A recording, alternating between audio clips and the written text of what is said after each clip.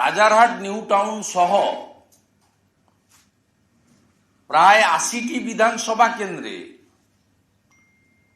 ২০ থেকে ৩০% ভোটার বৃদ্ধি হলো কেন? যেটা স্বাভাবিক বৃদ্ধির হার গোটা দেশে ৭%। প্রবেশকারী কারা? যারা মায়ানমার থেকে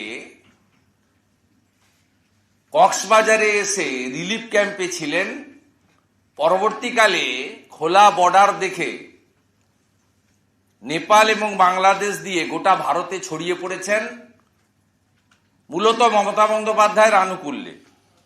কারণ এই মমতা বন্দ্যোপাধ্যায় ২০১৭ সালে, আজকে যে এক্স তখন টুইট ছিল নাম, তাতে তিনি পোস্ট করেছিলেন যে মানবিক কারণে রোহিঙ্গাদের পাশে আমি আছি। তিনি ইনভাইট করেছেন, গোটা দেশে ছড়িয়ে দিয়েছেন। আর সাথে সাথে বাংলাদেশি মুসলমান, তাদের জন্য সিএএতে কোনো প্রভিশন নেই। সিএএতে প্রভিশন আছে হিন্দু, শিখ, খ্রিস্টান, জৈন, বুদ্ধিস্ট, পার্সি।